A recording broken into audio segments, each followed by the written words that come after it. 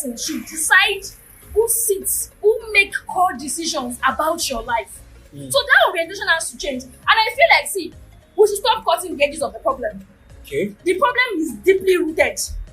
Like, it is deeply, so when I mean deeply rooted, I'm saying that, see, the problem goes as far as what? Our primary schools, our secondary schools. What are they teaching in our civic education? What do we have there? An average Nigerian don't know anything about the constitution. Let's be frank. An average Nigerian just think that the constitution is a sham or something. I beg to disagree. The constitution is not a sham. You see, for you to even catch a criminal, you have to know what backs that criminal up. For you to win over the kind of loathsome leadership we have in Nigeria, you have to understand what gives them that power first. You can't go to the battlefield without your armories. It's not possible. Without you being well protected, you cannot win against these people if you don't understand the laws that they operate with. So, and the ground norm anywhere is your constitution. So, how do we even teach our young persons constitution? What is the basic role of the government? As stated in section 14.2b, it's for them to what? The protection of lives of citizens and their properties. They are ensuring their basic welfare. That is the role of any government anywhere in the world. So, how far do young people even understand this? When you don't even know this, when they are not doing it, how do you even now hold them to ransom? What channels would you pass? Everything is not about going on the streets to protest. No. There are some things that you would naturally not even go to the streets for. That is why I tell people that, see, you can own as many organizations as you want to own in Nigeria. Okay. If you like, set up a girl child hub. If you like, climate, I also want to be part and parcel. But I've realized that over the years that the problem is deeply rooted than cutting the edges. Let's go through, see, politics trumps everything.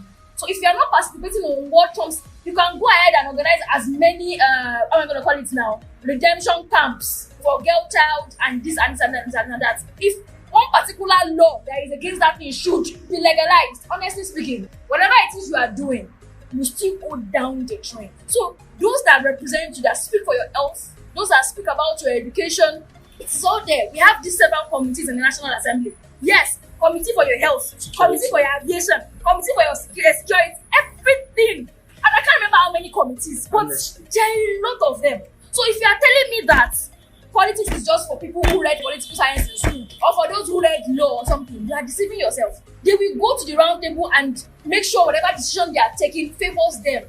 But it's high time that we prioritize the interest of the mere man, of the common man, until we have that kind of interest, and until we select those people who have that kind of interest. You know, I mentioned that, see, the Nigerian image we want has to be first cited in those people that want to vie for those positions. Nigeria is going to be shaping in the image of the president, of our leaders. So ask yourself one critical question. This person vying for this post, look at the person's personality. Is that the personality you want for Nigeria? If you want a seeking leader, if you want a sick Nigeria, you will vote somebody who does not have the right vigor. Okay. So vigor does not just come with okay, the person is frail, he's aged. No. Your intellectual capacity. How well do you solve the compound complex problems that are facing us as a nation? What are your ideas? What are your orientations? We need to start asking those questions. Because when presidential debate comes, Okay. outside that, let's leave presidential debate aside, the small ones coming to bribe you. Yes, we are going to have state House of Assembly elections before gubernatorial and presidential elections, federal House of Assembly elections before all those things. Those are the major dogs that we are not even chasing after, that we think everything is just about the president alone. What about the local government chairpersons? What about the councillors in the local government itself? We have councillors, at least minimum of 10, maximum of about 20 of them. So even in the grassroots, and I know very well that, see, Awolowo of blessed memory actually talks so much about local government areas a lot. He said what? It is that foundation upon which a society that wants to really, really live and thrive that it is built. He mentioned that local government is very, very important. That if you want to have a nation that is well built, that is progressive, or that will be progressive, we must make sure that it favors what? The people underneath. That is where the local government comes in. So we are not even placing any priority on local government elections. We just feel, anybody can go and see there. It's what the president decides. But it's not. It is not what the president decides. It is what we as people underneath, the grassroots, our local government representatives will either make us or mar us. made mention of orientation and reorientation. What do you think has held Nigerians back from having the right knowledge as far as governance and politics is concerned? Poor education. From where and who's Poor fault? education system. Okay. You see, the kind of leadership we have. I tell people that there is a gameplay here. And for you to keep people under your continuous control, we are not in a full democracy. It is more of a dictatorial system that we operate in Nigeria. Dictatorial system. In fact, a measure of everything: military, dictatorial, totalitarian, autocratic, unitary, everything together, modeled up. So we don't still have a clear, defined freedom. Okay. So for you to keep people subjected, you have to keep them dumb. Okay. So Okay. what I believe over time is that, see, it is a gameplay. I want these people to continue to live like this. Like, I want them to be subjugated to me. I won't give them knowledge. Because the moment they wisen up, the moment they know, they would revolt. So I feel it's a systematic way of not letting Nigerians revolt. So, see, our education system is not just that of the higher institution. Where it is really needed, where it is faulty, is at the primary level, the secondary level. What basic things do you know about your country? I think government studies should be compulsory. I don't think it's only you're in arts that it's just to government. I think civic education should be compulsory for any, whether you are in arts, whether you are in commercial classes. It should be compulsory. History should be compulsory. But they're talking about civic education, because at some point I also taught civic education. But most times I feel like even our young ones, they don't feel interested to know about that country. Because number one, what is playing out is not favorable to anybody. And how are you teaching civic education? Okay. You see, I enjoyed government when I was in school. I never liked it before. Okay. But I started seeing something that intrigued me about government itself. I wanted to understand why the Nigerian political space is like this.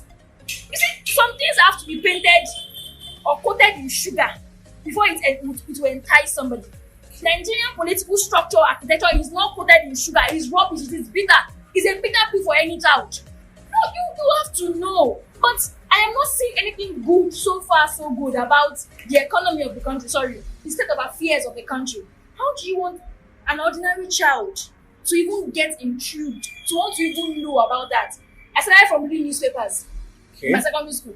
And it was just a particular student, because I saw the way they would argue about, Kiniko government, to go back down history, what happened during the action group era, what happened with NCNC. I wanted to know more. What was the McPherson Constitution all about? What was Clifford? Who was all of those things about? Richard, what was they all about? When I see them, I'm like, okay, I'll always look like a jump score in the classroom. But today, I know. Because, and these are things that, how are our teachers even teaching those things? Do they even have in-depth knowledge about those things that... And let's not forget that the teachers too are also looking after their pockets. Exactly. These are people who have to wake up to live up to the realities of the economy. That's another problem. I told you that it is compound complex. When you go to the schools, the parents have their own. Exactly. The teachers have their own. And the students too also have their own. And the government too have their own. The school itself too has its own. You know, it reminds me of one quote someone said. He said, Nigeria's problem is a wicked problem, you know. It's a problem born out of a problem that created a problem, that created another problem for another problem to come about. It's a chain of problems that we are looking at. That is why I keep saying that if we are going to rewrite that, see, Nigeria is not going to go from 0 to 100 all of a sudden. One thing we have to understand. But we must take the first step in the right direction first. We are at the crossroads that whatever decision we make in 2023 will haunt us, not for the next 8 years. It will take us as far back as the 1960s. Now we are in the 1950s something. Let's be frank. I'm serious. And if we don't want to slide into the 18th century, no, we are gradually going back there. We are gradually. An average Nigerian wants to jump out from this country. But if we want to change Nigeria, because I feel like teach a child what the constitution says, and you are going to have a progressive democracy in the next 20 to 30 years. Let's be frank. So let's start. We have to go back to the grassroots. I will not join organizations cutting the problems at the edges. I never founded any organization. I did not start one. I had several ideas about, how can you solve girl child education, blah, blah, palava. I'm like, if I do it for a state, I get grants from UN. I can get grants too. I know how to